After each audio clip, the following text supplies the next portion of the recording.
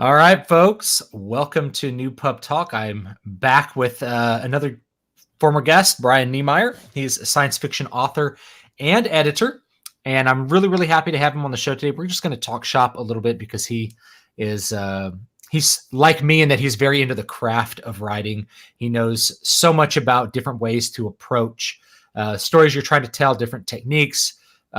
Just he's a wealth of knowledge as far as execution of story goes. So it's worth paying attention to what he has to say about stuff. And I just thought it'd be fun to have a little bit more of a free flowing stream and see where things go. So hope you guys are having a great time today. I have linked some of Brian's links in the chat, including his Twitter, as well as his books on Amazon. His latest book is called Comet Frame Exceed the Second Coming.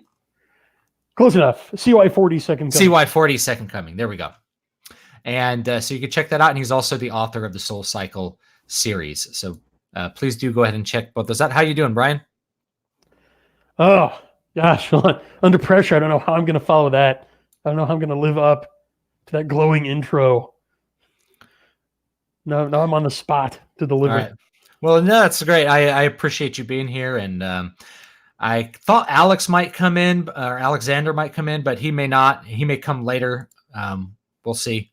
We'll see what's going on. So if he feels like dropping in, then we'll talk to him about some of the same stuff too. Kyle Potter says he's writing his novel while listening to your pub talk. Good. You are more multidimensional in your mental faculties than I am. I got to have like silence when I write. Oh, you too? Yeah. There's actually, I have two things as far as distractions I can have when I'm writing. One is absolutely no distractions. I got to have it be quiet. And even like if I have a space heater in my room and it kicks on, I'm like, I want to throw that thing out the window. Yeah. I can't stand it. The other one is I'll put on like video game soundtrack music if I'm doing what I call task work, which is like, maybe putting up like a little blog post or, writing an email, just doing those task oriented work. I like to have something on in the background just because the silence bothers me when I'm doing tasks. I don't know why that is, but if I'm writing, I got to be very, very silent. How about you, Brian? You got to have it silent too? Oh, we lost him for a minute there. It's okay. I'm sure he'll be back. So, so I got to have silence when I write, and that's more or less the way that I need to do it. Let me take a look at Rusty. Good to see you again. Fantasy fan, good to see you again. And Fianna. Usually misses the streams. It's okay. That's why we have the replays. By the way, if you want me to address anything on a stream, if you have a comment or you'd like me to just talk about something in a video, you can always email me at stu@dvspress.com. And sometimes, like lately, it's been taking me a couple days to get back to emails because I only answer them when I'm at my computer. And I actually haven't been at my computer very much the last couple of days. That's just been my busy schedule. I've been kind of fleeing to my laptop in my kitchen to bang out a couple words before I go back to doing family stuff. All right, Brian's back. Yeah, I'm back, and I brought my robot avatar with me. All right, there it is. Good. The Beck avatar. Jared says he has to have it silenced when he writes as well. Any noise is distracting to me. What are your thoughts on Barnes & Noble's self-publishing option? That's what Hardwick says. I'm not sure what their self-publishing option is exactly, other than like publishing on the Nook platform, which I do for some books. Yeah, I'd heard that James Daunt, their new CEO, at first he was kind of down on the Nook, but then he'd kind of come around, and I think he's overall spearheading an initiative to make B&N more like indie, make each franchise in the chain more like an independent bookstore, based on the total gaffe that they unveiled today, where they're partnering with a Penguin Random House to like. No, yeah, let's diversify. bring that up. Let me see if I could bring that up on like a screen share or something, because guys, this stuff is just it's almost beyond the pale, and it's really rare that you get these publishing types just fully reveal exactly who they are unwittingly. and exactly what they think of minorities, especially. So The Wizard of Oz cover is the best. Yeah, what they did was they decided they were going to republish, quote, the classics, which just means public domain works that they don't actually have to pay for, by the way. So that's the first part here. Let's see here. I'm going to share that screen. There it is. Okay. They canceled the launch. Oh, they did? Update. They canceled the launch of the new covers following online backlash. I'm happy to say I contributed to that backlash. Same here. I did a blog post on it today. Yeah, I was really hoping to do like a YouTube video a little bit later on it, but I'll probably do one and just mention that. So this is what was hilarious about it. Is they announced that they were going to release all of these classics with, quote, diverse covers. So if you could see this wonderful image, I'm going to get this image like really zoomed in so everyone can just bask in this glory. So first of all, these aren't very good covers. Let's start with that. They had all of these. I don't know what they're going to do with the covers now, because obviously they paid to have them done, but these aren't necessarily very good covers, especially that Frankenstein one. So what they did is they took classics and just put like black people on the cover, or just non-white people. So Romeo and Juliet is, a couple of Africans kissing, it looks like. Dr. Jekyll and Mr. Hyde looks like they have a stereotypical Sikh Indian on the cover, right? Yeah. So it's really rare that they reveal exactly what they think about minorities, because the publishing industry is mostly, I've talked about this in a video recently, it's mostly run by white women, liberal white women. Awfuls, as I like to call them. Yeah. So, I mean, and that's who it is. That's most of the authors that I've met, by the way, over the years. People who say that they want to be authors and want to be in the publishing industry, they're mostly women. And I feel like women, there's nothing bad or good about that. That's just an interest that appeals to women more for whatever reason. But I feel like a lot of them, if they don't have success writing a book, then they somehow go into the publishing industry. They're like, well, that's the next closest thing, is like being in the industry somehow. I've seen it with musicians too. I'm going to be a guitar tech. It's like, who grows up and says, well, yeah, I want to restring guitars for good players. I just want to call attention again to the Wizard of Oz cover, where there are yes, ruby sneakers. Oh my gosh, they're sneakers.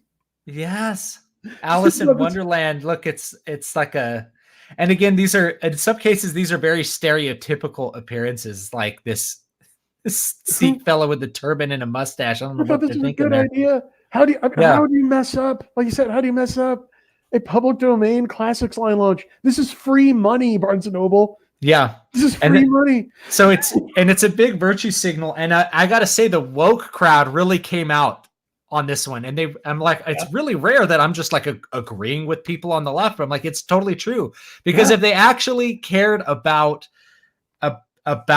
what they say they care about, which is diversity, then they'd be promoting black authors, or authors of minority origin. They wouldn't be taking the works of white people from days of yore. And of course, European and English literature is going to be dominated by white people, because that's where white people are from.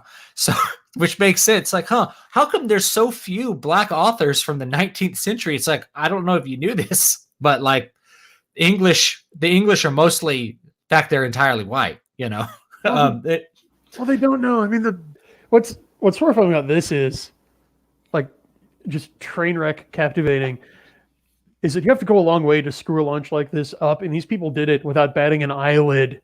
Their mental process is so alien from normal people that they don't understand readers at all. They think this is normal. Yeah.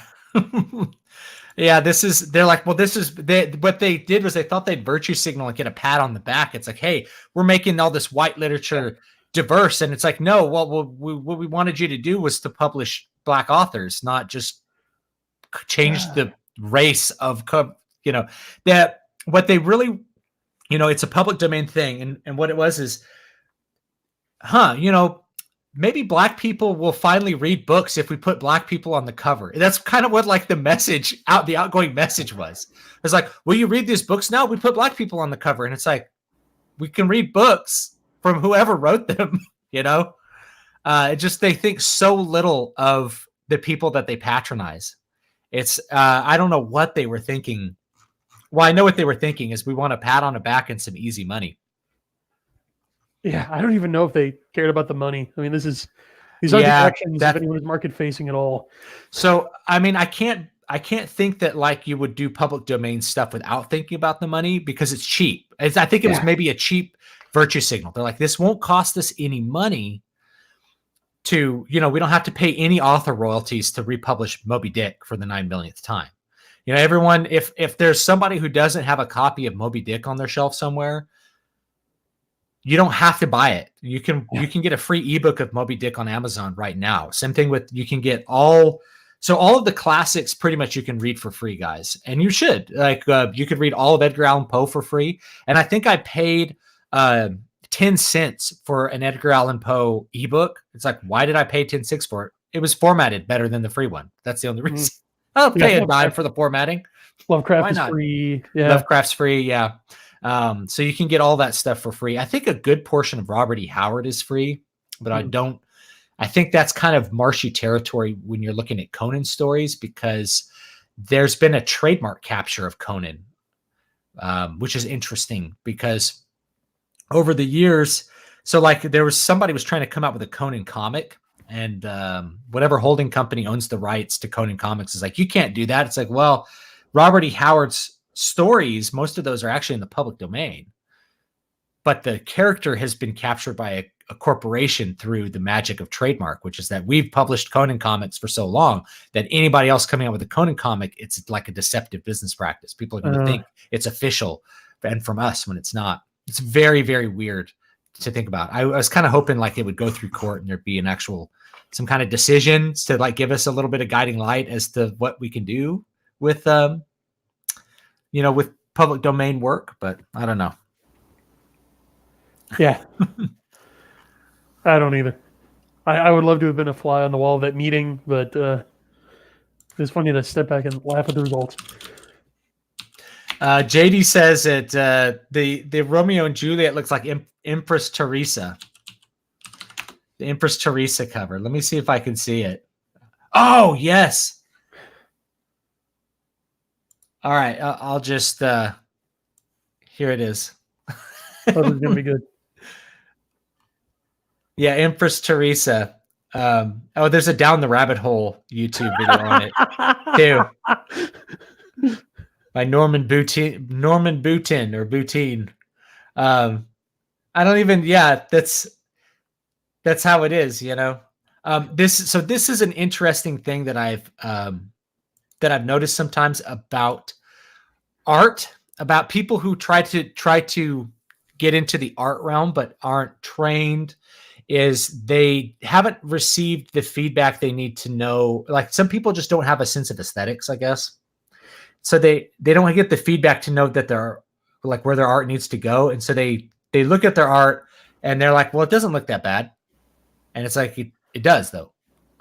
They show it to their moms, which is a great segue into a subject near and dear to both of our hearts, which is editing. Yes. Okay.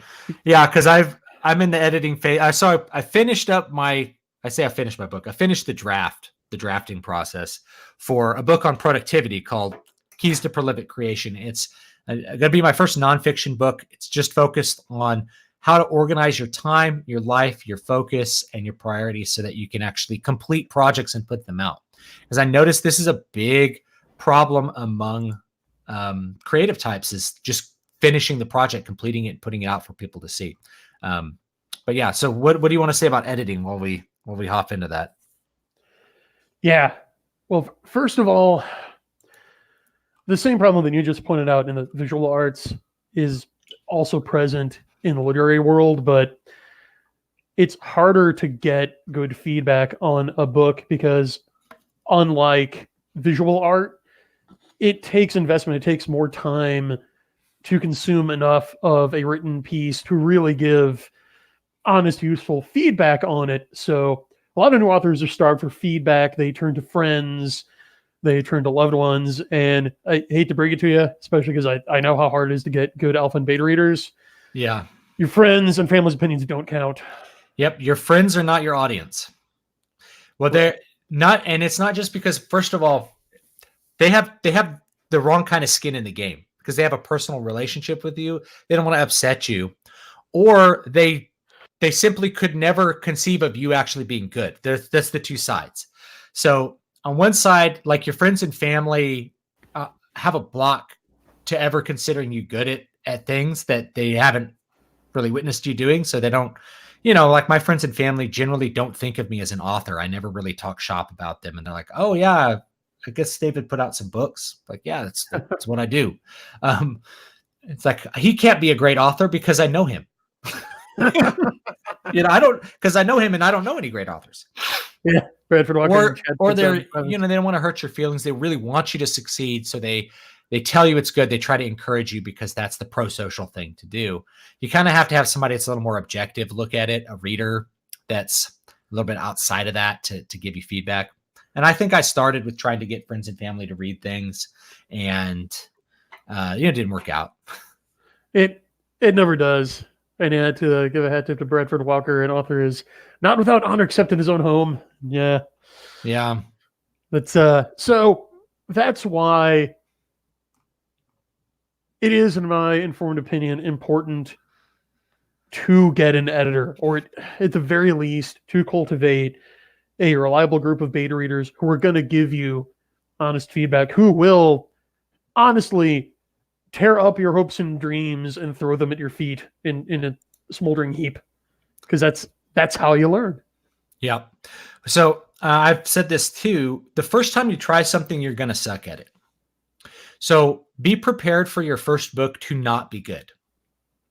And like I say, I think I was talking to Alexander Helene about this. I try to read my first book every couple of years, keyword being try, because like, it's just, it kind of hurts you. Like, man, I was so bad, but I was so energized to do it. You need to just be energized to complete the first project and be proud of completing that project and know that it's really not going to be anywhere close to what is actually going to be good or be your best for sure. Yeah. It's professional authors, and really your growth curve is going to be that you improve with every book, guys. Yeah. So to the folks who've been diligently polishing the first draft of their masterpiece for 10 years, well, either finish it or put it in a shoebox in the closet and move on to something else. Yeah. So I will actually talk about this in the new book. There's what I call the perpetual editing. I'm trying to think of the words that I use. I wrote it, so I should remember it, but then now I don't. But perpetual first draft syndrome. But yeah, perpetual drafting. And so occasionally I run into people and they're like, "Oh, well, things don't get good till the 17th draft." I'm like, "You're probably doing it wrong if you're doing that many revisions, man." I'm like, it's like, how many revisions do you do? I'm like, ideally one. I write the first draft and then I change all the stuff that doesn't work. And then I look for typos and maybe I make one more round of little corrections. But if you know what you're doing and you plan your book correctly, you shouldn't have to be doing 17 drafts of a book. And in fact, I've done this as a screenplay writer. Once you get past about the second or third draft, and especially if there's heavy rewrites, it stops being the story that you wrote and becomes something else. It's not the book that you originally wrote. Yeah. And then you start to go backwards and you start putting in things that you took out before. And then you know that you're on a fool's errand and that you need to either abandon it or say that it's complete and with whatever flaws you think might exist and put it out there. There's a diminishing return on revisions. And honestly, you do need an objective third party to look at a book because you are too close to it to see the trees for the forest. But I know that sounds backwards, and vice versa. And it also helps if the person or people that you're getting feedback from are trained and have skills, not just in composition and character and plotting, but in teaching and showing, okay, not just here's what's not working, here's how to fix it. So Brandon Sanderson on an old Writing Excuses episode was asked, what's the difference between a beta reader and an editor? And he said, okay, think of race car driving. Okay. A good driver is going to know, okay, something feels off, the steering's a little floaty, there's a rumble, the gear shift's a little loose, the brakes are kind of grinding. So he's going to know that something is wrong, but it takes a trained mechanic to tell him what is wrong. And that's an editor. Yeah. And so an editor is also, I'm trying to think of the way to say this. An editor as a neutral party is also one person. And this is actually really valuable because if you have feedback from a bunch of readers, they'll often say different things and conflicting things. So, one person really likes this thing, but doesn't like this other thing. And one person feels the opposite about it. And so one of the things I have learned is that it's a lot easier to deal with one perspective. If you have one person who's shooting that back at you, it's a lot easier to focus on what's going on there.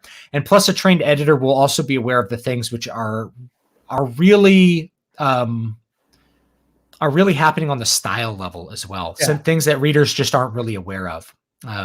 Here's a great example. So when I was working on Ethereal, my first book, and giving it to my beta readers, I got recurring feedback on one particular scene where people were saying, I don't know, this just drags. I think the pacing is off. And so what they thought, what I jumped to was, oh, okay, well, it's got to be the paragraph or sentence level then. Maybe my paragraphs are too long, or I'm using run-on sentences. But it wasn't until I handed over to my lovely and talented editor, Eljaji Lamplighter Wright, where she said, no, pacing, 9 times out of 10, yeah, everybody thinks it has to do with the mechanics. It really has to do with character motivation. Your characters are not properly motivated here, so there's not enough tension. And that is what keeps readers turning pages. It has to do with the story level. Here's another thing about, your first book you write. So I've had a lot of people say like, hey, should I start writing short fiction in order to get into the writing game? And my first response is there's no wrong way to begin writing. Just try. That's the first rule of everything. You just got to try and also know that you're going to do better later on. There's no wrong way to begin. But most of the people I meet that want to write books because books are what they read. If you're going to write short fiction, you should be reading a lot of short fiction. So a little side note there. And I read a lot of short fiction, and I enjoy the format for what it is. But you won't know the big stuff until you try writing an entire book. The stuff that really matters for the construction of a book. It's not the prose. Prose is important. It's not unimportant. And, dialogue is very important, but it has to do with how you actually construct those deeper story elements, right? What's the tension? How are you maintaining the tension throughout the book? What's the main plot goal or the main conflict? And what's the character motivated to do with that main conflict? One of my books that's actually in the revision phase and hopefully will come out this year, that was the first problem I had with it, was that I had a character kind of get whisked off on an adventure, but she didn't have the motivation to be on the adventure, if that makes sense. Yeah. So that's a deep level problem that requires a lot of rethinking of what the story is, because you want your protagonists to protag, as you say, to do things, to be active, to be proactive, not reactive. It's okay to have some reactivity, especially at the beginning. Like Luke Skywalker starts as a reactive character and then moves into a proactive role. But you don't want to just have somebody get sucked along for a ride without having any will of their own. Yeah, I was watching your review of the first volume of Berserk, and how one of the outstanding things about Guts is he's never reacting to things. He hits the ground running, taking the initiative. All the time, always. Another character like that is the Bride from Kill Bill Volume 1. Yes. Mm-hmm. Yeah. He hits the ground running and is always doing whatever his will is, which is great. And of course, and it makes you like him. So even though Guts is this brutal character, And we have some great brutal introduction to him where he's just chopping people into bits. Probably innocent guardsmen. He has no qualms shooting them in the face with arrows and chopping their heads off. We like him just because he's on the initiative level. We like active characters. We root for them. Anybody who's doing something because they want to, it immediately makes the audience kind of get on their side. Yeah, that's one of the 4 sliders I talk about, because I know you've addressed how to make a character likable before. It's one of my key ingredients I think of as sliders on a mixing board is how much a character takes initiative or pro tags, as you said. And got this all the way up. Yeah, he's total maximum level. And he does that throughout the entire, he even has it as like a boy. You only see him reactive as a boy for a little while before it's like he like walks boldly into fights that he should lose, not caring if he lives or dies. That's why he's berserk. It's contained in the name of the story. Like it says on the tin. Yeah. Yeah. My favorite thing is when he has that first fight with Griffith, and Griffith like jumps up and lands on his sword in this very impressive maneuver and has his sword in his mouth, and he says, "You talk too much," and he bites the sword and throws him off, and this just starts pummeling him. It's such a great moment for that character, because even when his back is against the wall, it doesn't matter. He won't be reactive. He's going to continue fighting no matter what. Yeah, like a Rottweiler. And the philosophical level of Guts, and that's important because it gets identified. You're always putting your life on the line, hoping that you'll figure out why you're alive. Oh, very, very classic anime there. Yeah, you're hoping that by risking your life, you will understand the meaning of life. That's his motivation in that Golden Age arc. Yep. So it's good. Let's see if I missed a lot of chat as we were talking about this. We'll hop up to the top. It'd be funny if you procrastinated on writing keys to prolific creation, says Kyle. I kind of did. I probably should have written it like last year, but I felt like I needed to, I felt like I needed to hone my process a little bit more and prove that I could be prolific. So I put out how many books? I put out 4 books last year, and a 5th one that was a big collection. But I felt like it was time to do the nonfiction thing. What are your thoughts on Empress Teresa? I think we just showed that. So people think Empress Teresa don't be the way she is, but she do. The covers look like a 5th grader made them. I wouldn't say that. The Black Frankenstein one is pretty funny. That one actually is pretty funny. Let me see if I can put that one back up here. So why Frankenstein is an amalgam of body parts. He shouldn't look like any race. He should look like a horrific being, not black, right? Even in the movies, he looks raceless. He's gray. That's his color. They should have gone all the way and done it like a blaxploitation 70s movie poster. Yeah. That might have been interesting. Yeah, that would have been interesting. Blaxploitation movies, I still think are less exploited than these covers, though. Oh, yeah. All right, let's see what else. Hopping back up here. The covers. Tend to play music when I write. Hopefully you mean listen to music, because if you're playing music and writing at the same time, I'm extremely impressed. I like to play a little Chopin on my piano with my right hand while I type with my left. Yeah, instrumental. Film Girl says she listens to instrumental music. I can't listen to music with lyrics in it if I'm doing tasks because it's too distracting. Now I wanted to follow up with the Barnes and Noble things. I think I saw Hardwick type something about it, that they have now they're going to have hardbacks and stuff too. I haven't kept up with it. Yeah, well, if the chat wants to get in on that now, I would do all of getting this good, because it does not sound like BNN is long for this world at this point. They have an option called BNN Press that allows self-publishing as ebooks, paperback, and hardcover. I've heard that their hardcovers are top-notch. I haven't looked into it. I do have ebooks on Barnes and Noble, those books that are so-called wide, but the sales are so heavily skewed towards Amazon it's almost like Barnes and Noble doesn't matter. I just don't really like taking into account. Like I'll make, if I make $100 on a book on Amazon, I'll make like $1 on Barnes and Noble. Yeah, Amazon's 80% of the market. Yeah, it's huge. So I probably make, and for me, it's really like 90% of sales. It's like $100. If I have $100 in sales, it'll be $90 from Amazon and $10 everything else put together. Okay, what about this? What if though, instead of going like a long tail, you decide you're going to go for the premium market? So you put out like some lavishly designed high fantasy epic, and you're going to do like limited editions. Okay, and you want a good hardcover, and you're going to sell it at a premium price. Would you consider B&M then? I would, for sure.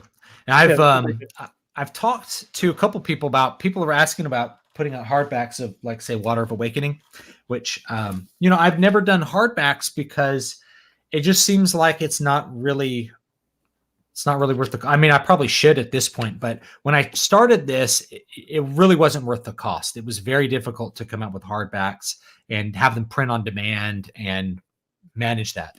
It seemed like, okay, so my original plan is, build up a little steam. And once I get maybe 3 main books in the series, then we'll come out with like a hardback collection or something, and we can crowdfund it. People could buy it. I'll hire Jesse White or someone to illustrate it, and we'll go that way. But yeah, if we were going super high end, I don't know if Barnes and Noble can do that. I don't know if you've looked into it, Brian. Have you? No, I've not. I'm just going off of what chat said. Yeah. So definitely if it was good hardbacks, like if I could do really good hardcovers, I would really consider it and have it be a premium product. If they could do like a faux leather binding, that would be pretty sweet. And I think that they've been able to go that way with some books that I picked up recently that I think are, I don't have it right here. So that David Day Talkin book, I got it at Costco for like $15. I did a video on it. It's not a bad printing of a book, but it's clearly missing some of that top-notch quality that you got yesteryear with plates and like actual, the I don't know what to call it, the tied binding that they had, where they bound all the booklets and tied them in. It seems like a little bit more of a mass product, but the faux leather embossing on it was quite nice, and it'd be nice to be able to come out with a cool product like that. I think people might like that. Agreed. So yeah, I would totally look into it. I'll probably look more into it, and then maybe I'll get back to you guys on what my judgment on it is. I think, there's, as far as optionality goes, it's not a bad option if it costs you nothing to go wider. The problem with going wide on Amazon, or going Amazon versus going wide, is that Amazon gives you a really good deal for being Amazon exclusive. You can do the Kindle Unlimited, which I pulled all of my books out of Kindle Unlimited for a while. And the reason was you make less money per reading than you would make just selling the book. And so the only reason you would stay in it is that people would rather read it with Kindle Unlimited than buy a book. And the people who want your book would not buy it. They would only do Kindle Unlimited. So I've gone back and forth with that, but that's an advantage. But you also get that 70% royalty on the ebooks, which is huge. So that means a $2.99 book, you're making double what you'd make everywhere else. And considering it's most of your sales, it's really hard. It's really hard to say like, I'm gonna go wide on any kind of ebook, at least. But on Amazon does not make you be exclusive with physical books. So Barnes and Noble, if there's an option to do physicals through Barnes and Noble, it's probably a good option. Yeah, good thinking. I noticed that KU was cannibalizing the ebook sales too. So yeah, this is a good topic, and I've had so many people ask about this, and I just don't have a lot of great data on it. I can tell you about other authors that I respect and what they have concluded with. And one of them is Vox Day. And if you don't like Vox Day's politics, that's fine, but you should pay attention to him if he's talking business, because he does run a good ship as far as business goes. He pulled all of his books out of Kindle Unlimited for this reason, is that he's like, I have an established audience. This audience wants to buy my books. This audience will buy my books if they're for sale. If they're with Kindle Unlimited, then they'll read it for free with Kindle Unlimited. If they're not with Kindle Unlimited, they'll buy it. But if it's not on Kindle Unlimited, they'll still buy the ebook. And that's really what he was looking at with his established audience, is that it's just lower revenue to have a book in Kindle Unlimited unless you're getting people who don't know you to read that book. Yeah, it seems like it was really great at first when they first introduced it, and you could do clever little tricks with like the countdown deals and the free days, but they've really nerfed that. Like what used to happen was if you used your 5 free days for a book in Kindle Unlimited, because you get 5 free days a month. Yeah. And you could really get it up the free list, right? Really rank hard on the free list. After the promotion ended, then you get what's called bounce back to the paid list. And basically, it used to be that wherever your book peaked on the free list, it would basically get to half that. Yeah, on the paid list. Yeah, you get a nice bump. They just stopped that. It just doesn't happen anymore. Yeah, so I think I did this with Eyes in the Wall, like leading up to Christmas. I had a couple free days and just moved a couple hundred free copies. And then it bounced up really high on the horror charts for a couple days, and I sold a bunch of copies over, on the days after that, because Amazon will start recommending it. It's kind of like working for a robot. I don't know how to put it any other way. Like you're trying to figure out the programming of the robot by asking it questions. Brian, did you ever play EverQuest? No, I did not. So anyone that's watching or listening, if you played EverQuest, in order to figure out what the heck you're supposed to do, you had to talk to NPCs. It wasn't like World of Warcraft where you like clicked on them and they opened up a dialogue box and just told you what to do. You didn't know who had quests or not. You had to talk to other people, or you talk to NPCs and they might tell you if someone had a quest. You'd have to walk up to the NPC and say, "Hail, NPC," and then they would have like a little list of canned dialogue, and you just start trying all these dialogue options, and maybe there'd be a word highlighted and you'd say that word to them and then they'd give you some more dialogue. And that's kind of what working the Amazon system or YouTube really is like. It's like trying to interact with a bot, and it's a very weird experience. There's no surefire way to manage the algorithm, and it changes all the time. Yeah. So, yeah, go ahead. Yeah, I was going to say, so Kindle Unlimited, it really depends what you're doing and what genre you're in, I think, too. So if you're in a genre where there's going to be a lot of people, random people who don't know you spilling in to buy the book, it's probably a good deal, because you'll probably get a lot of people downloading it, reading it, reviewing it, helping you for when, if you take it out of Kindle Unlimited later and you've gotten a bunch of reviews through it, those reviews are the social proof you need to continue selling the product in the future. So that's a good thing too. Yeah, the people I've heard who are making bank off of Kindle Unlimited are just going full playing the algo, 20 bucks and 50K, going after the Amazon whale market.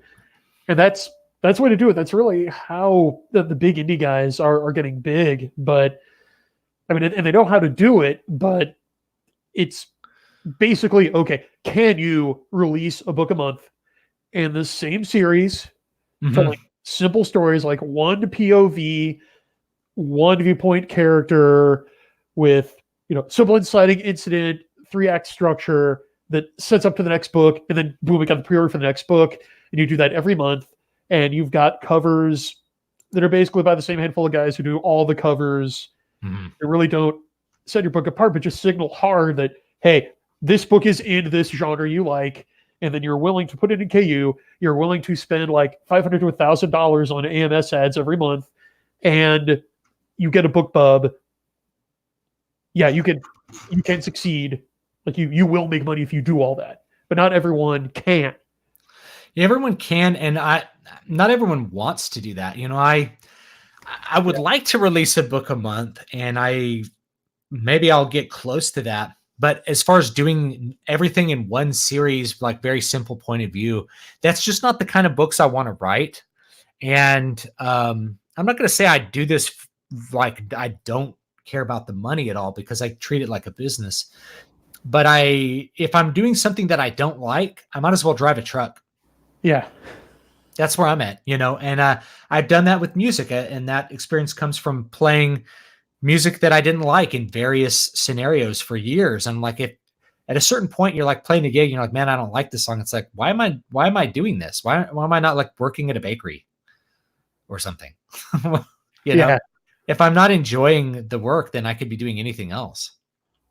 Yeah, exactly. And that's the double-edged sword of Amazon, which is, okay, hey, authors, good news. We figured out a pretty foolproof way to move lots of books.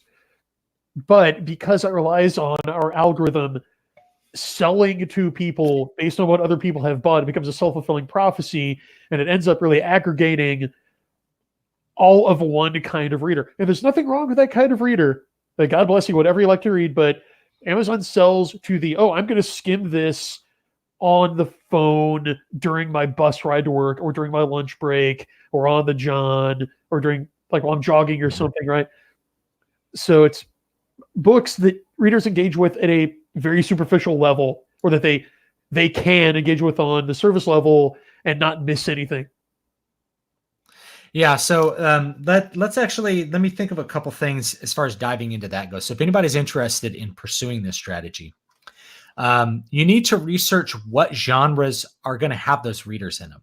And so a really easy one to think of is going to be something like paranormal romance.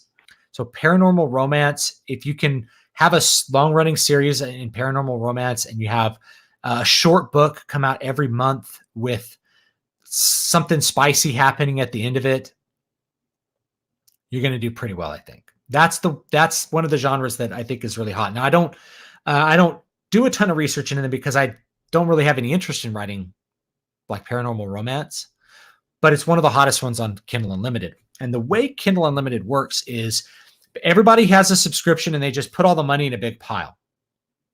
Then they divide that pile by the number of pages that get read, and then they pay you based on per page reads, like for total pages read that month for everyone. So most people who have a Kindle Unlimited subscription aren't actually getting their money out of it. This is another weird thing, right? Like, there's people who have I don't remember how much it is, like $11 or something.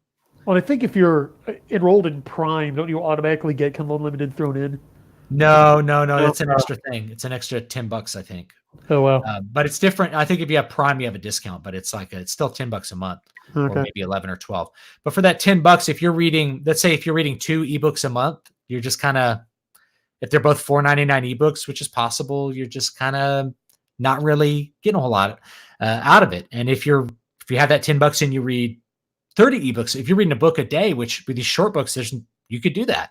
Now, my books are kind of, at least my more recent books are designed to be read in 2 hours. So if somebody grabs that on Kindle Unlimited and reads it, they can read a different book the next day. Those are the people who are really getting their value out of it. And those are actually the readers you want to pursue, because they are going to read a bunch of your books. They're going to get a bunch of page reads racked up on you, and you're going to capture more of that money, versus if you're courting people who don't really read that many books. Does that make sense? Yeah.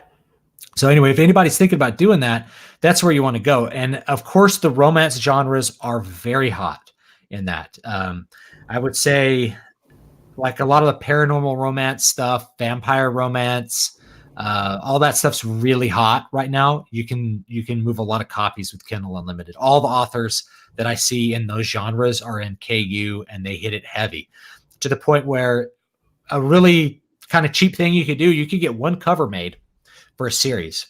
So you spend your money on just one cover, and then you just recolor it for every single part that you put out. So let's say you're going to come out with paranormal romance, and it's going to be called, Dark Magic or something. They're all like Magic of the Fate, whatever it's going to be. So you call it Dark Magic, and you have a great cover that's very, very hits the genre really hard. For part 2, you just wash it in pink. In part 3, you wash it in purple. Part 4, it's green. Part 5, it's blue. Part 6, it's red. Depending on whatever, there's a little bit different mood in that one. You just do that rather than having a $150 plus cover design for every installment. You just have the same color, just same cover, and you just recolor it. That's what I see people doing, because it's all about the click through. So the people read that part 1 and they just go right to part 2. They don't really care about the cover of part 2, you know. They're getting sold on the cliffhanger from part 1. So part 1, you have a sex scene, and then you have like the jealous lover burst in, and then it's like, buy part 2 if you want to find out more. And the Kindle Unlimited reader is going to go like, okay, next book. They don't even look at the cover. So you can, if you're going to do that, you don't even have to spend that much money on covers. You can really maximize your return by avoiding some of the things that are expensive. And of course, if you're doing a series, you really only have to spend all your ad money on one book, which is number 1 in the series, which is really helpful, actually. So there's a lot of benefits, kind of going into marketing. There's a lot of benefits to writing a series for those of you that are watching. When you advertise, you only really have to advertise book 1. So because people will buy book 2 based on reading book 1. So that actually really concentrates a lot of your value there. And if you're really good at writing the series, then selling book 1 and getting a reader to like it means that you sold book 2, book 3, book 4. You usually get a bunch of follow-up purchases if they really like book 1. So if you really nail book 1, you can even make mistakes and not have the follow-up books be as high a quality, and people will continue reading it. And I know this because I look at the reviews for some of these, and sometimes people will leave reviews for volume 3, volume 4, and they're like, it's not, I don't know where they're going with this. It's not as good as it was, but they keep reading it. So there you go. The more you know. JD says it's more difficult for weird fiction writers. It is. Mystery or thriller are second only to romance in terms of sales. Yes? Yeah, someone up above asked if like a detective story could be profitable. And yes, I got the handy dandy graph in front of me. So separated out, thriller and suspense on its own outsells fantasy, science fiction, literary, and nonfiction. Mystery is its own category, slightly edges out fantasy, and it outsells sci-fi. But excuse me, what I often see is mystery and thriller put together, and yeah, like they're almost as big as romance. So yeah, if you got a good like cozy mystery or serial killer thriller, yeah, do it. Those can make bank. Yeah, I mean, the best-selling author of all time, I think, is still Agatha Christie. There you go. It's mystery, mystery writing. Now, there's a format to mystery plots. I'm not a mystery plot expert because I use the mystery plot in Muramasa, but I don't, I don't write mysteries as a thing. But if you know that mystery plot formula and you know how to really execute it well, people really like it, and it does really, really well. I think actually that's one of the reasons that Harry Potter was very successful. One of the things people tend to miss about Harry Potter is and this is another reason why editors are valuable, is that they focus on what is there. A lot of readers are like, oh, Harry Potter made me feel like I was in this other world. I'm like, well, what made the first Harry Potter book successful is actually it's a mystery format. It's a mystery, because I think Joan Rowling actually wanted to write mysteries, and she's written some mysteries under a different pen name, I think, after Harry Potter wrapped up. Yeah, Robert Galbraith. That's it. Yeah, you're right, Robert Galbraith. And so she just had that mystery plot format in this little fantasy world with some escapist elements, and people loved it. What they kind of missed is they were super excited about the plot because there was always something being uncovered with every chapter. And you see this as the format for like the first 4 books. Even I think the first 5 is basically a mystery format that's just kind of adapted into this fantasy world. It's very effective, but a lot of people miss that about those books. Yeah. Oh, I see my concept artist in chat. Art of Studios. Good to see you. Awesome. Yeah, you can, if you want to link your site or whatever, I'll see if I can actually approve it in chat. It automatically filters out links. That's one of the things about YouTube, is that it, try to cut down on the spam, but I should be able to approve it. Do sleuth stories in the vein of Nancy Drew still have a lot of potential for sales today? This is from Hardwick. I think they do. I think, what is it? Who writes the Janet Ivanovich? Is that Nora Roberts? I don't keep up on this stuff. Anyway, there's a lot of potential in today's market for sure for sleuth stuff. Yeah, I agree. For sure. And here's the advantage of doing something like Nancy Drew. You have a series. So each book is its own mystery format. It's its own mystery plot. And you have a main protagonist that people really like. If you can write a main character people like. Each book has a chance for a romance, which people like, especially female readers really like that B story to be a romance story, or even the A story. But if you're writing mystery, it's going to be the B story. I mean, it's going to be like your main subplot. It's going to be your romance story. And you can even have a little growth from book to book. Is Nancy going to get with Clint, or is she going to get with Chet that she meets in book 2? And she's going to get with Clint. Oh, but now she meets Derek. That's something that can happen book to book that is really going to keep especially female readers interested in the long haul. So those relationships. Yeah. Janet Ivanovich. That's what I'm thinking of, right? I'm going to Google it. I don't think I've read it. I think I've read one. I might have read one that my mom had sitting around. Well, while he's Googling, here's a little advice for authors who want to try their hand at mystery. So mystery, it's really simple. A mystery is defined as any question posed by the book that can be answered by who, what, why, when, where, or how. Okay. And the way you introduce mysteries is, beginning of the book, you introduce question A. You pose question A. You then pose question B. You then answer question A, pose question C, answer question B, pose question D. And you keep staggering it like that until the end, and all the questions are answered. There you go. Mystery plot. I think that's pretty much what I did in Muramasa. The question was, who is the killer? Why is he killing? How is he able to do the killing? Because he appears to be like a supernatural being. And then you slowly answer those questions. Yeah. That was the construction of Muramasa. Brian just described it pretty much to a T. So, you can still get this one.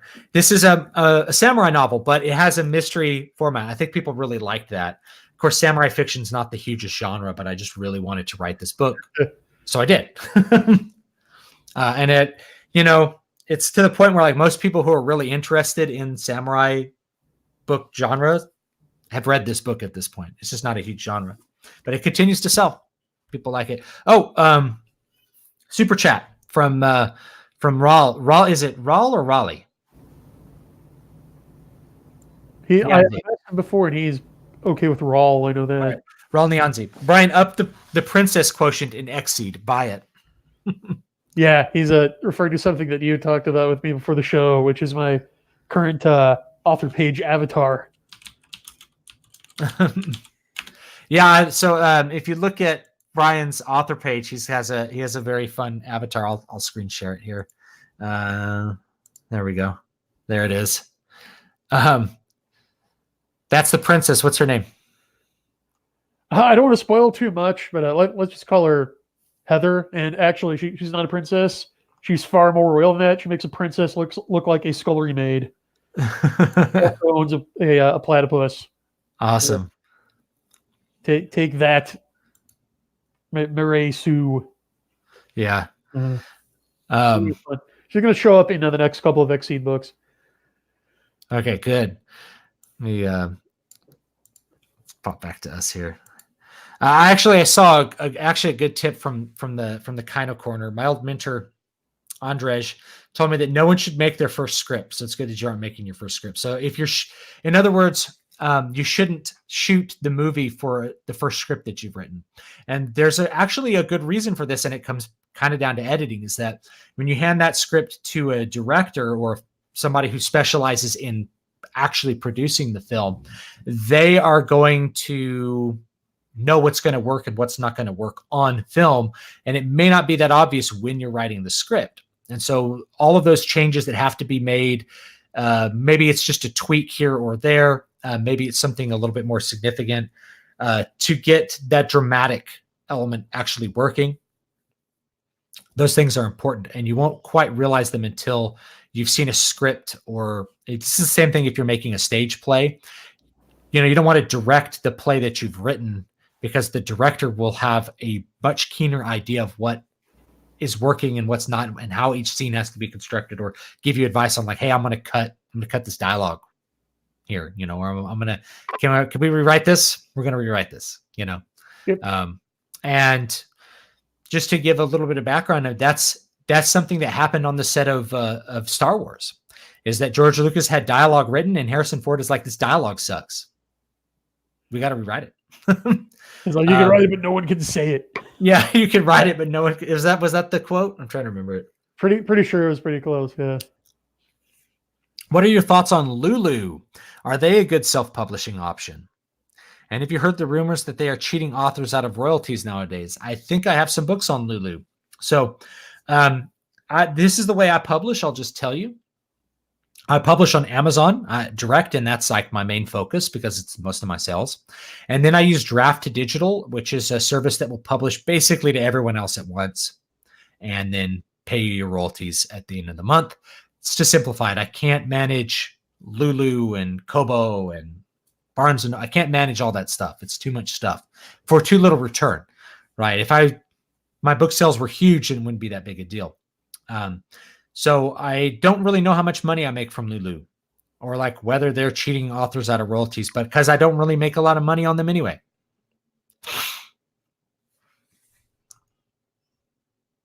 Any input, Brian? Never use Lulu. Never use Lulu. Okay. I have never used it, so I think I have a couple of my wide books on it. So yeah, I think I have a couple of my wide books on it, but I'm not 100% sure. Like maybe I should check. Let me check real quick, because I know this sounds weird. Like, how do you not know if you're on this stuff? It's like I don't pay attention to stuff that's on Amazon very much.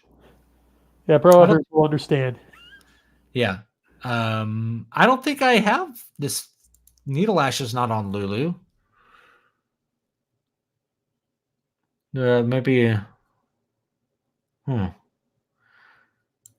remember I actually went wide with an Ethereal when I first launched it, and I guess I don't use Lulu. I don't use it. Yeah. But then I decided to put it into KU for a while, and I was like, oh man, where is it? I've got to go track down everywhere it is because I have to be exclusive with Amazon, and it took me a while to find everywhere. Yeah, that's another thing too. Is I've also heard horror stories of authors like losing their KU stuff because there was like a Google Books version of some of it at some point somehow, and they just didn't realize about it. They can be pretty strict about that, but usually they're gonna, just so you know, usually they're going to give you a free warning. So you can usually screw up one time if you like forgot that you published it somewhere. Like then they'll usually email you ahead of time and say, hey, this exists over here. And you're like, okay, I'll fix it. Or if you have, maybe like you published it on your blog at some point, like if you did like a serial version of it, you should probably take it off your blog. If you forget, they might tell you because they have bots that will go scour the internet for this kind of stuff. It's all automated now. My mother reads a ton of Janet Ivanovich, which is funny because she's a good Catholic girl. This is Kyle. Yeah, she does kind of adventure romance. I think that I looked her up again. I think I read one of her books one time, but I don't remember. One of the Stephanie Plum books. From Rawl. Shining Tomorrow has a female young adult protagonist who wants to exemplify her culture, not rebel against it. I like the sound of that. Yeah. That's an interesting thought though, because that's kind of the trend now. Is you have like a young protagonist who is in rebellion, always in rebellion against their elders, never one who's trying hard to like live up to the expectations of their elders. Good I mean, point.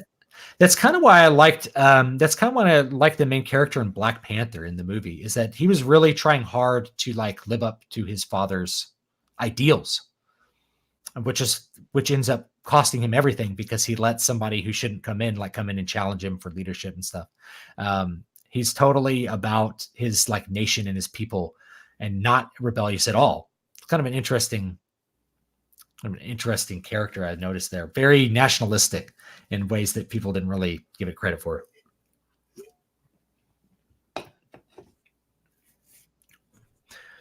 An old acquaintance of mine, his dad wrote the film Bronson, which was directed by Refn and starred Tom Hardy. Refn took his dad's script and completely rewrote it to the point where it was completely different. I didn't know that. Fascinating. Any good director is going to want his film to be as good as it can be. Yeah. And this is another thing about writing scripts. For anyone who's interested in writing scripts. So a lot of novice screenwriters tend to write.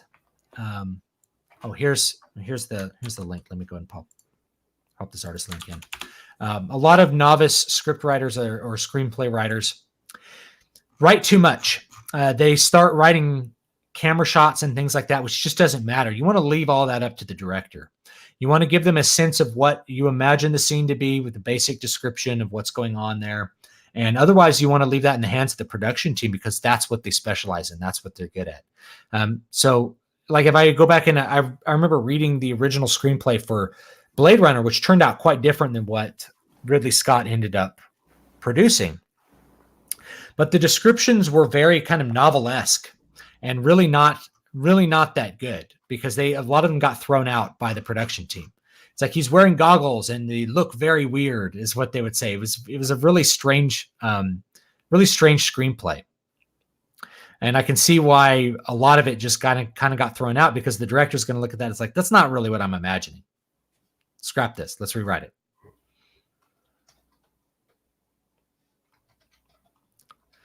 If there's anything else I'm missing here.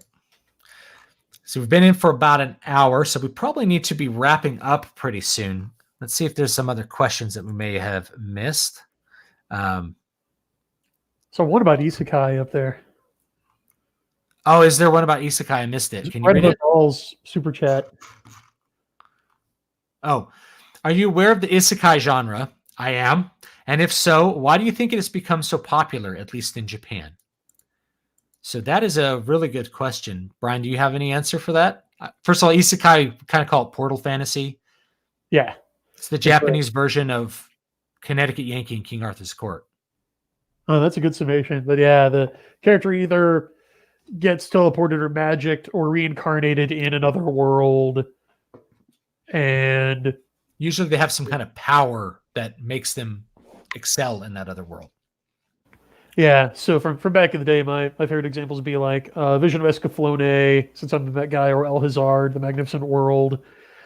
But yeah, as for why it's popular, and I can tell you exactly why it's popular, because it's pure 100% high test escapism. Yeah. Which is something readers have been starved of since like 1938. Mm-hmm. I think, honestly, I think that's why people like Harry Potter, is that it's just kind of unabashed escapism, at least early on. And people have been pretty hungry for it. There's not a lot of people writing stuff that really cues into that. You think about it, Harry Potter escapes from his abusive, boring life without meaning into being a wizard who's important. It's pure escapism. It totally strokes that part of the mind. And I don't live in Japan, so I'm not like suffused with Japanese culture. But if you have a pretty boring life, and I don't want to say Japanese life is boring or something, but it's very, peaceful, ordered society. I mean, we live in a pretty ordered society here in the West too. Then you kind of are lacking for adventure. So you like to have that adventure in your fantasy, I think. I mentioned Connecticut Yankee and King Arthur's Court. It really fits the isekai genre. You have a Connecticut Yankee who bonks his head and goes back in time to King Arthur's time and is empowered over them because of his modern knowledge of science and all of these things that are present in late 19th century United States. And the funny part about it is obviously he has different attitudes about things and different understanding of the world. And people think he's a magician because he early on in the book, he like remembers that there's an eclipse on the day, there's an eclipse. So he tricks them all into thinking that that he's going to block out the sun. And so everybody thinks he's a wizard. That's his power over the other people. In Japanese, it would be like you get reincarnated and you're just a wizard. It's not like more than these backward medieval Englishmen.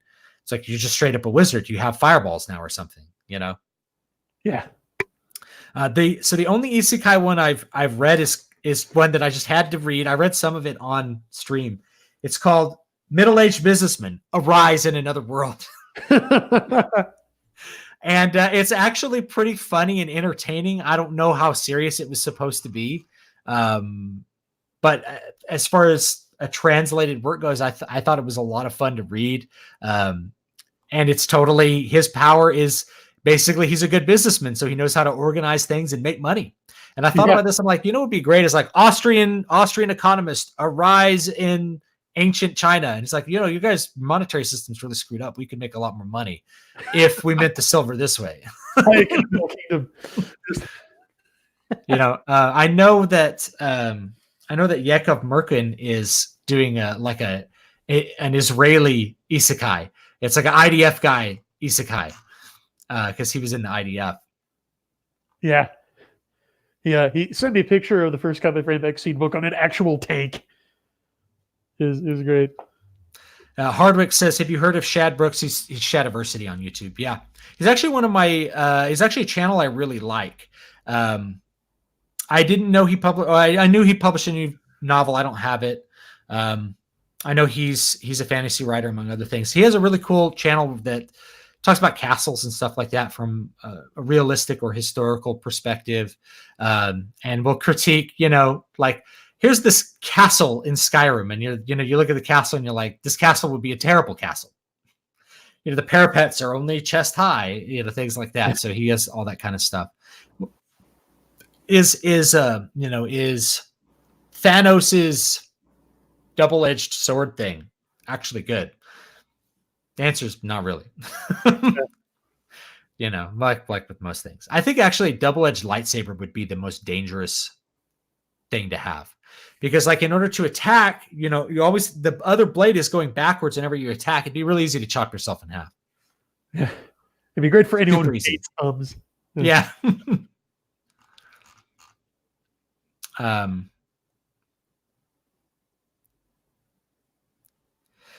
Shadiversity was actually defending the Mandalorian on the cancerous EFAP the other day. I don't know what that is. Mandalorian it's an okay show. It gets better as it goes. I've done an analysis of the whole thing. It's a TV show, and I'm not crazy about TV shows. So isekai need not be trash. Does it? Does it need to be trash or not? Nothing needs to be trash. It's all the execution. Have you read any stories that are character studies of the villain? I'm not quite sure how to answer that.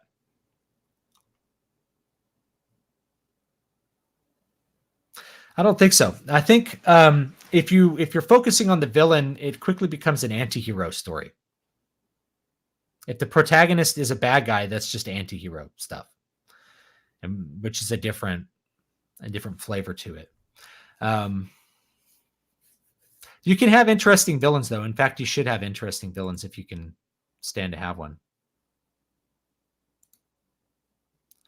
Mandalorian was a shallow show that was paying homage to Kurosawa, Leone, and Kobayashi. I thought it was really slow, at least at the start.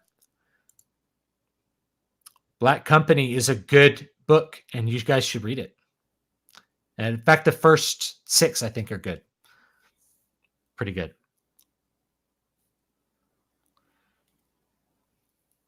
Oh yes, yeah. Shad also invented a back scabbard made out of wood. So we have these in all these games, like these swords that you carry on your back, and like there's actually like the super large side sword that samurai used, which I'm trying to remember the name of right here. So I'm not remembering. It'd be like a daikatana or something. There's actually another name for it. It's like you see those paintings of them carrying on the back. In order for them to draw it, they took it off and then took the scabbard off, and then they could use it from their horse. You know.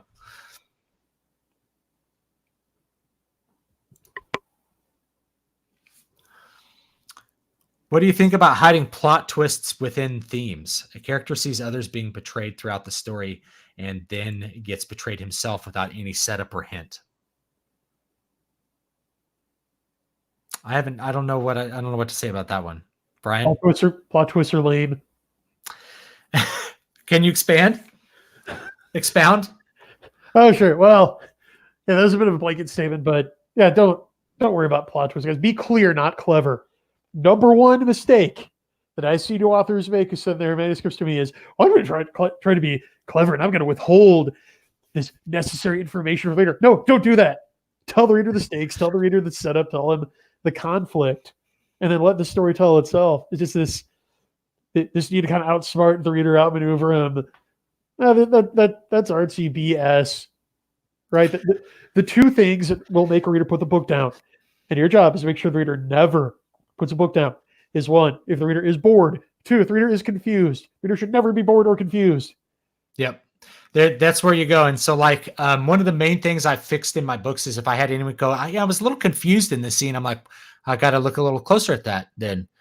Because sometimes things that are clear in your mind are not clear to a reader, because obviously you know more than the reader does at all times. Also, why you need beta readers and editors. But sorry, go ahead. Sorry, say that again. Also, why you need beta readers and editors. Yeah. So you'll get a little bit of that feedback, like, I was a little confused with this or that. So yeah, that's that. Avoiding boredom is number one. Yeah. And I'll actually tell you a really easy way to avoid boredom. If every scene you write is accomplishing at least, there's three things you got to be doing that make up a story: setting, character, plot. If every scene is doing at least two of those, then it won't be boring. It's really hard to be boring if you're expounding an interesting setting and there's interesting character stuff. Like, you may not have to move the plot forward, but at least if the character dialogue and you're revealing something interesting about the characters and something about an interesting world, or if you have a plot event and characters are also interesting, then it's really hard to make a boring scene. You got to be doing at least two of the three, and ideally all three in any given scene. That's an easy way to avoid boredom. And it goes back to what Brian said about pacing. It's like almost always, it's never that you've put in too much prose. It's that the tension is not correct in the scene. There's no interest in the scene. Right. Yeah. And that, like Kino Quarter saying in the chat, you'll get plot twists naturally. Okay. If you have your protagonist's goal and motivation ironed out, if you know your antagonist's goal and what he's going to do, the plot twist will happen as a result of the interplay between these two characters, right? If your villain is smart, then just by him going about his business, he is going to surprise the main character. And if you get your POVs right, okay, I don't know about you, but I write in third person limited, because if you can sell that, you can sell anything. Mm-hmm. Yeah, in that case, for the most part. Yeah, you've got one POV character per scene, and unlike omniscient narrator, you don't have to show your full hand. So what the non-POV characters are doing is going to be a mystery to the protagonist anyway, and that's how you get surprises. My villain, Marshall Malachi from Ethereal, is notorious for this. Yeah, and here's a way, there is an interesting, so there's a difference between a surprise and a plot twist, I feel like. Anyway, I had an interesting surprise in Water of Awakening, and the way I set it up is by using the third-person limited view, which is that the character is sending out these signals that there's something wrong, that he's disturbed by something. But since he's not a point of view character, you're just kind of left wondering, like, I wonder what's disturbing him. And then when you find out, you're just resolving a thread of tension, right? And it's kind of surprising what ends up happening, but it's not like you weren't anticipating something happening. Does that make sense? Yeah. You kind of have a little tinge like, I wonder why he's so upset. Well, we're going to find out very shortly. And the character's wondering like, oh, there's something wrong with him, So I have stuff like that. Here's a good one. If writing a mystery series about a female sleuth, is it best to write with a female or gender neutral name? If those are your two choices, write female. That's my answer. Brian? Yeah. So I don't write in that genre, but one of my main influences when I was first getting into publishing, J.A. Conrath or Joe Conrath does. And the reason he writes under the pen name J.A. Conrath is because he was writing a mystery series, the Jack Daniels series, about a female detective named Jacqueline Jack Daniels. And I don't think his publisher even suggested this. I think it was his idea to use a gender neutral pen name. So I know it can work, but yeah, for me, it's not something I've really thought about and worried about. Yeah. So, I mean, okay. So this is a good point. So if you make your name gender neutral, I think that's, if you want to write under your name, making it gender neutral might be a good idea. So let's say I've known a couple authors that do this and they change it to just a couple of initials, right? So if I were going to write something in a very female dominated genre, I might write as DVD Stewart or just DV Stewart, which, you could imagine it's going to be whatever. If I was writing straight up romance though, I would just pick a female pen name. I would just be like Shannon Stone or something. I would just pick a female pen name. Yeah. Readers really don't care who you are. Yeah, they don't care that much. Yeah. The only thing is you don't want anybody to click away because you have some kind of name that they don't like. And this is a thing with romance. Romance readers are overwhelmingly women, overwhelmingly straight women. And for whatever reason, they seem to prefer, and this seems to be all the marketing feedback that I've done with my research, they seem to prefer female authors. So there's maybe some kind of this doesn't mean you can't write with a male as a male author in the romance genre. But if I were writing in the romance genre, personally, I would write as a pen name simply because that's going to be brand confusion as well. My main brand is sci-fi fantasy. I don't want to be confusing readers by writing romance under that same name. So just pick another pen name, and I'd probably make it a female pen name or gender neutral. Yeah, I think gender neutral is probably good. Maybe I'm going back on my answer. You're allowed. Yeah. So if you want all of your, I would say if you want your branding connected and you're in different genres, you could just do the gender neutral version of your name. So if your name's Hardwick Bentho, it'd just be, HP Bentho or whatever it is. For your gender neutral name for those genres that you think there might be some sentiment that they prefer female writers, and then have your normal name for your sci-fi fantasy stuff. Yeah. Now there was a study that recently came out and found that female readers do tend to strongly prefer books by female writers, but at the same time, I'm not willing to say that means that being a male writer and taking on a female or gender neutral name will fix that, because part of it might be that men and women write differently, as we all want to do many things differently. So they might be able to tell.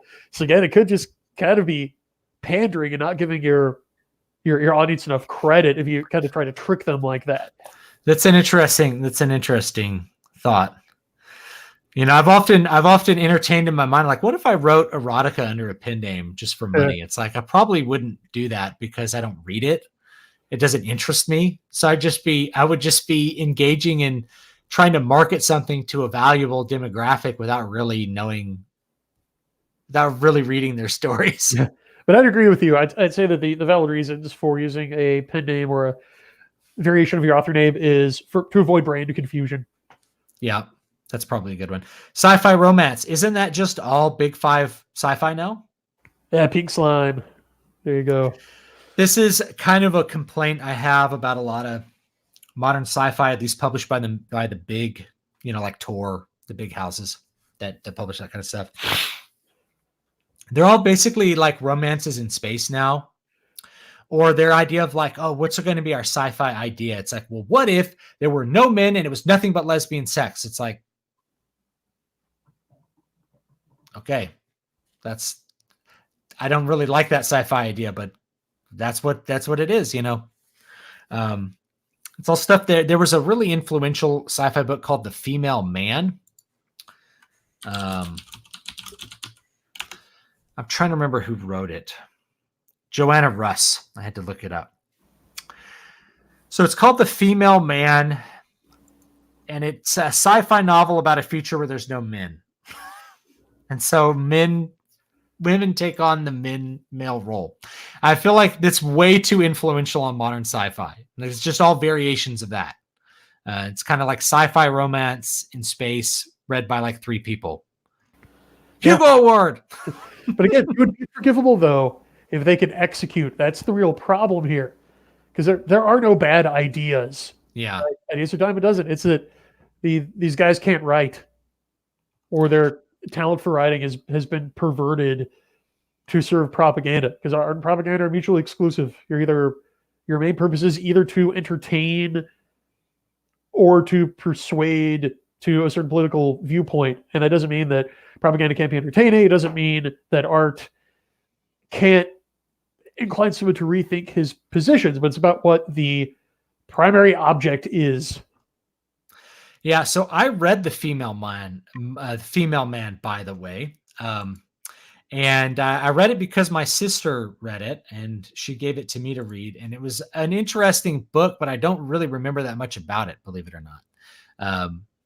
But again, like it was pretty well executed, I thought, for what it was, which was kind of those classic sci-fi books that are about ideas, kind of like The Moon is a Harsh Mistress, where you have this idea like, what if there's way more men than women because of the way that space exploration works?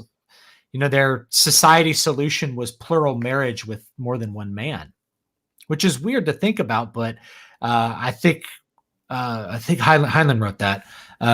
You take that idea and you just follow through with it, and it creates some really interesting stories and interesting environments. I like that. Yeah, that's Campbellian style fiction. Yeah. Which I appreciate. I like that, and I actually feel like sci-fi, it's like bad versions of that now, but with romance plots. It's kind of what I feel like it is, rather than something original. Yeah, let's have more space operas. I think we should. I haven't written any space opera yet, though. Oh, really? I haven't written any.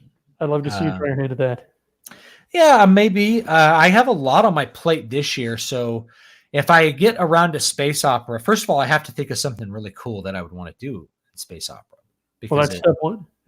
Yeah, step one is like, why would I get into space opera? I forgot to turn on the lava lamp tonight, guys. I'm really sorry. That lava lamp is off. I have to think of something good, and then what's going to happen in the series. And also part of thinking of it being good is like, how do I not make it Star Wars? Because that's tends to be what people start to do, is they start to go with Star Wars, or pretty much Star Wars. Yeah. I was going to say Flash Gordon, but like people have forgotten Flash Gordon at this point. It's too bad. So yeah, maybe I'll try space opera at some point. This year, I'm looking at all the books I'm trying to publish this year. So I'm going to do more horror. I actually have at least one horror fantasy book coming out that mash those two genres together. It's kind of like sci-fi horror. It's not really a genre that exists as far as Amazon is concerned. But yeah, that would just give me a break. But it should be cool. So people like the horror stuff. You're definitely going to like. I have one that's going to come out this year at some point. That's pretty heavy on the horror, and another one that's high fantasy but with pretty strong horror elements that I think people will like as well. And both of those are going to be a little bit longer than the last few books. I really experimented with this 2-hour format, and it came out really good for the horror stuff. Eyes in the Wall and what was the other one? Where is it? I've lost my books. So yeah, Eyes in the Wall and Voices of the Void. People really have liked these ones a lot. So maybe I should be writing more in the horror genre as we go. C.S. Lewis's sci-fi trilogy. I read it years ago and I really liked it, but I'd have to reread it to do any kind of deeper analysis. Rawl says to get the Star Knight saga. Yeah, by Bradford Walker, the first book of which I edited. So there's a there you go. There, yeah. Well, you know what? Let me plug this in here. Which is mech space opera in the thrilling vein of Edgar Rice Burroughs and Docky E. Smith's Lensman. Yep. All right, there we go. I don't like the aliens on the cover.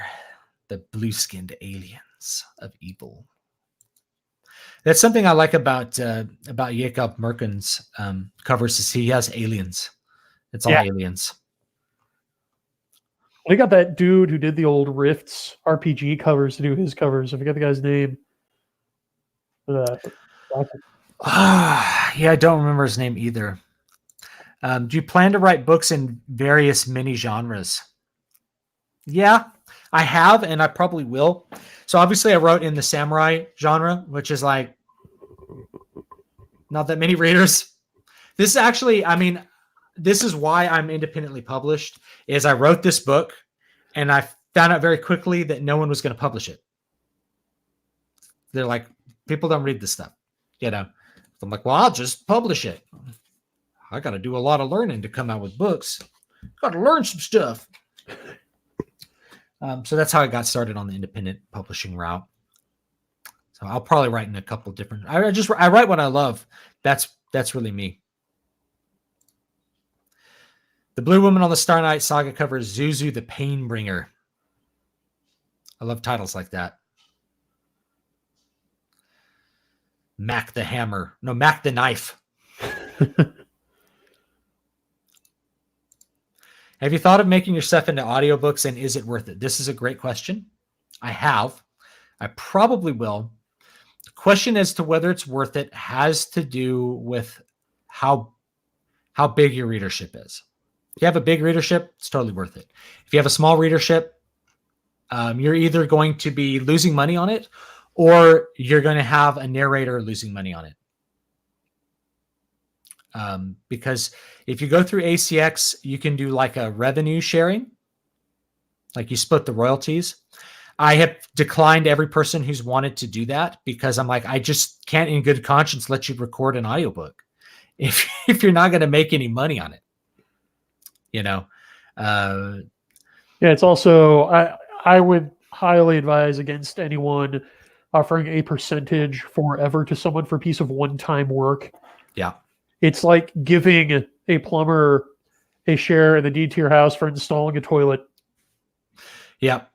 Yeah, that's a good point. It's better to pay for it yourself but yeah, you got to look at our calculating ROI is not just what is the return on investment, but how long does it take to get back into the black? So if it costs you $1,000 to have an ebook turned into an audiobook, if you had to have an audiobook recorded, how long is it going to take you to make back that $1,000? People almost never think of this in these monetary terms. Same thing when you buy a book cover, guys. People like, man, I really want to hire this great artist to do a book cover. It's $1,500. Should I do it? I'm like, well, how many books have you written? They're like, this is my first one. I'm like, you should not spend $1,500 on a book cover unless you want to wait 30 years to make that money back. Yeah, sometimes I love authors, but sometimes I just want to shake them because the cost of author services are so far inflated in relation to author incomes. It's ridiculous. It's a totally lopsided market. Yeah, there's a big market now for basically extracting money from authors and not making money by selling books to readers. So just a rule of thumb, you know, you want to be making back your investment on a book within 6 months, half a year. If it takes more than half a year to make back the investment, something's not working, like you haven't written enough books or you're investing too heavily in that book. I think 6 months is the maximum break-even point. I set up my books so they break even the first week, because I don't want to be losing money in this game, and I don't want to be looking at and feeling like, oh man, I flushed all this money down the toilet for this book. So for new authors, don't spend a lot of money on a cover. Get a photo cover. You can get one from like 99 Designs or like Rocking Book Covers, or a whole bunch of different websites for like $50 to $150. And you have to remember that your first book, to make that $50 back, if you're selling a 99-cent ebook, which most of you are probably going to want to sell for your first book because nobody knows who the heck you are. And so it's really hard to sell. It's a little harder to sell a $2.99, $4.99 ebook, but you can do that. It's just, it's going to be harder to move the copies. But if you're selling 99-cent ebook, how many copies do you have to sell to get to that $150? And the answer is three times that, because you're making a 30% royalty. So you got to sell 450 copies. Well, that's not that hard to do. It's actually kind of hard to do for your first book to sell 450 copies, but you can do it in 6 months with no issue. You can make that money back, and then it's a good investment for that $150. And know what your time is worth. I'll also add, right? Like, pay yourself first, and actually sit down after you get your first few months of KDP royalties and figure out how much an hour of your writing time is worth. How much do you make an hour at this, right? And then when you're hiring an editor, when you're hiring a cover artist, when you're hiring an audiobook narrator, ask them, okay, how long is it going to take you to narrate this book? And then divide the fee by that. And if this person is asking for more money to do your audiobook than you are making, say no. Yeah, you don't want to lose money. And again, it's all about the time. It's like the time to recover it. If you're going to have to work really hard at marketing and lose money for 6 months, it's not worth it. Nobody gets into a business wanting to lose money on everything. And it's good to have that business mindset when you get into this. Think about what your time is worth. This is one of the things, I design my own covers, and I don't really recommend most authors do it, but I break all the rules. And this is actually going to be in my book. It's like the last chapter is break the rules, which is you have to feel like you're innovating somewhere. It's just really invigorating to feel like you're doing something new and original, whatever you're doing, so break some of the rules. So I break the rules and I design my own covers, but for most authors, I don't recommend it, because the time to learn the skills necessary to design a book cover, why would you lose? It's like you're losing time to do that. Yeah. Time is money. So it'd be better to focus that time on really honing your writing craft, because that's what you want to do, and just buy a book cover. And the truth is, for most genres you're writing in, you don't need the best book cover of ever. You just need a cover that's good enough to sell, that a reader looks at and it looks like a professional product. It doesn't have to be like a legendary book cover. You shouldn't have to pay an artist thousands of dollars for a fantasy cover. I know people don't like the photo covers. They always tell me I like the illustrated covers better, and I do too, but it just comes down to how much you're going to invest in it. And I recommend for new authors in particular, you don't invest a whole ton in your cover. You should invest some, but you can get a really good cover for $150, a damn good cover, actually. All of my covers, which are good covers, if I were to make this cover for someone else, it'd be $150 cover. Tops. This one actually would be cheaper because this one was really easy to make. I love that one. Yeah. And most of the work is in the letters. The letters communicate more than the image. The image is an old morgue, and I just colored in some eyes, and I kind of duplicated it up and down, but it's actually very, very simple. This would be probably a $50 or $100 cover. And you're really paying me for knowing how to make something that looks like a scary horror cover. This would be more like a $300 cover, because there's a lot of photo manipulation that went into this one. Probably my most complicated one, but it doesn't look like it's photo manipulated.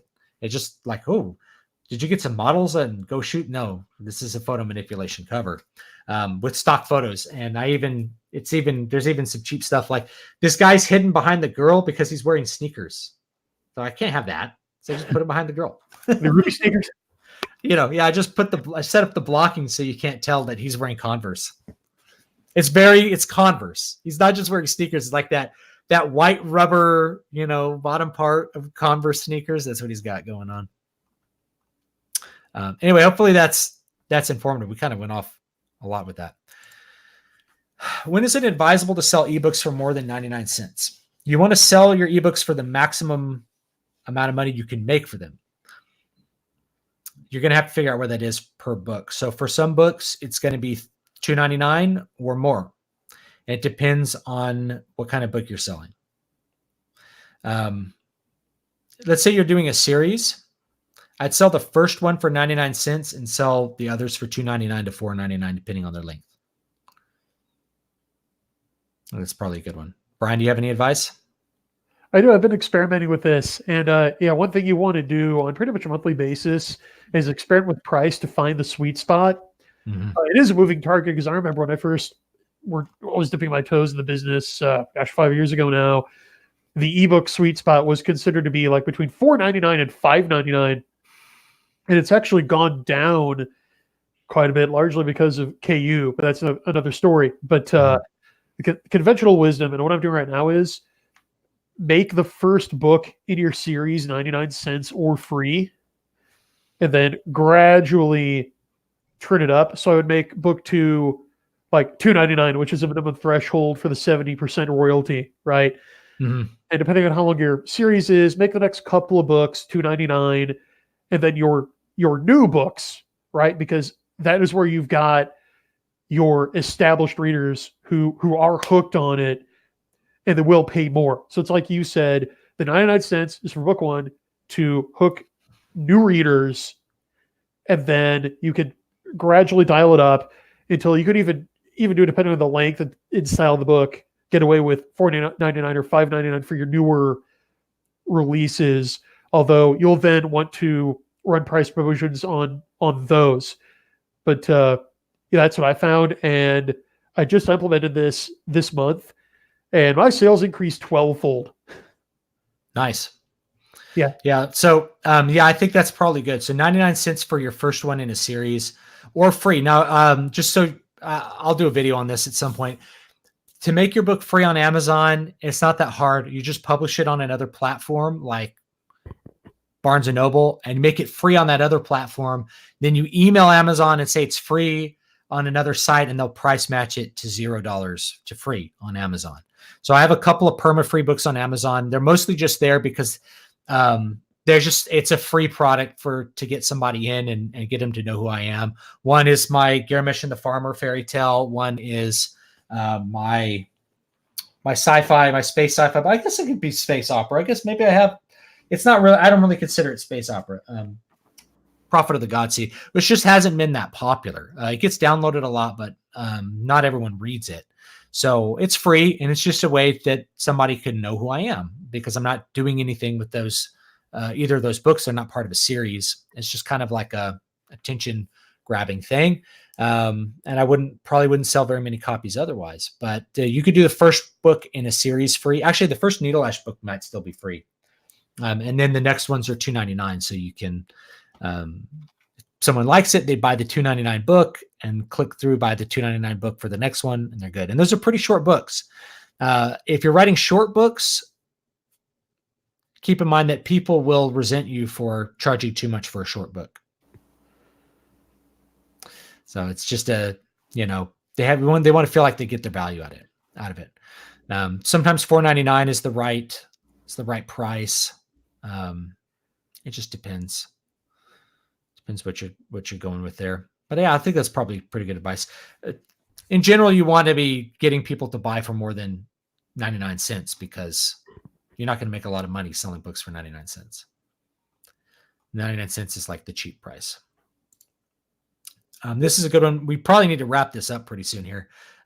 You ever thought about adding concept art to your books like Robert E. Howard? The answer is yes. It's an expense thing, just like audiobooks, though. So if I pay an artist to put art in the book, how many more copies of that book will I sell?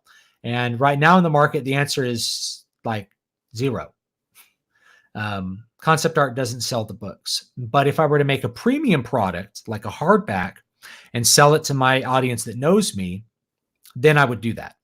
But then I'm really selling a different product at that point. I'm not selling a story. I'm selling a whole thing, probably from a book that they already know. Like if I did an illustrated version of Water of Awakening, then people would buy that hardback version with all the illustrations from this fantasy adventure. And that would be the value there, would be in the illustrations. All right. Any other, anything else you want to say, Brian, before we start wrapping this up?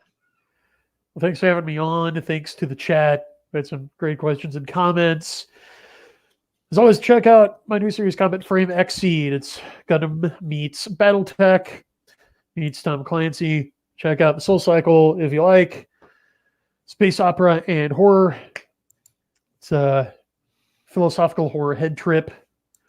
And follow me, Brian Niemeyer, on Twitter, and check out my blog, Kairos at brianniemeyer.com. Okay. I want to encourage people to check out my mailing list. Hop on that. Now, I think you get Water of Awakening free still for a while, and then I think it's going to switch over to Crown of Sight, which is a shorter book, but also good. So please hop on my mailing list for that. And the newest book is called Eyes in the Walls. This is it.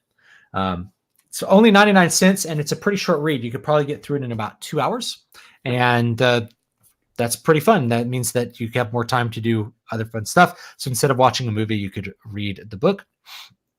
And let's do this one last question and then we'll go. Is mystery different enough from sci-fi, fantasy, horror that it would be advisable to write the first with initials and the latter with a full name to avoid brand confusion? I don't quite know how to answer that. Okay. Let me read through this. Because I kind of come from a tradition where really those things are kind of the same genre. Yeah. It's all spec fic. Yeah. It depends on which market you're going for. Like if you're trying to do like the 20 books, 50K going after the whale thing, yeah, you would want to differentiate because those guys laser focus on one genre they love. Yeah, that's a good point. So I think it really depends what kind of mystery too. You know, if you're writing like romance mystery stuff, maybe you want to differentiate it from your other books. It's kind of like there's not a lot of, you can always have different names and have them all linked on your Amazon author profile too. So if somebody finds that, they can see that you write in other genres as well. So I don't know. It's too hard to answer without knowing a bunch of specifics because there's so many little genres on Amazon. It's hard to know which ones you're really going for. An example of really trying to hit the genre hard, I mentioned paranormal romance. Another one would be like, say, I'm trying to remember what they call this. But basically, it'd be stuff that's like Dresden Files, right? I don't know what, like urban fantasy. Yeah. But there's a specific one with urban fantasy where it's like superhero urban fantasy, where you can really hit that genre hard, and the readers are probably very different from what would be like your horror readers. They're just into different stuff. I've got it. There are two axes here. Okay, so it depends on if you're doing authorized brand or if you're trying to hit a genre hard and go after genre whales. And it also depends on if you're just going wide, or if like more like Vox Days, you pointed out, if you've got that core, fiercely loyal readership that will follow you anywhere and show up day one, no questions asked, to buy whatever you put out. So adjusting for those two axes, depending on where you fall on the graph, that's going to determine if you want to use a different pen name or not. Yeah, I think that's good advice. You have to kind of figure that out for yourself. And you can always, it's kind of harder with name. Like you could always republish under a different name. So you do need to consider that decision before you publish. But when it comes to stuff with price, you can always experiment. If the book is moving really well at 99 cents, bump the price up. If you sell half as many copies at $2.99 as you did at 99 cents, you're actually coming out ahead. Yeah. So that's what people ask, like, how many copies do you sell? I'm like, I don't keep track of the copies. I look at the revenue, because if I sell less copies at $4.99 than I did at $2.99, but I'm making more money. That's what matters. It doesn't matter that I'm not selling quite as many copies, because I'm not trying to chase the #1 bestseller in some category all the time. You know what I mean? Anyway. So anyway, guys, thanks so much for watching. Thanks for stopping by on the stream. Don't forget to follow Brian on Twitter and check out his books. And we'll see you guys next time at 6 p.m. Pacific. I'm not sure what we're going to do next week, and I'll have somebody else on. That should be fun. I'd like to have more people on, just like a big free-for-all of a bunch of different authors. I'll see if I can set that up with a little bit more time ahead of time. I've been so busy trying to finish this productivity book that I've just really have had to sideline some other stuff, including thinking about the stream this week. But Brian stepped in and provided some interesting conversation and some great advice too. So I really do appreciate it. Thank you. All right. We'll see you guys next time.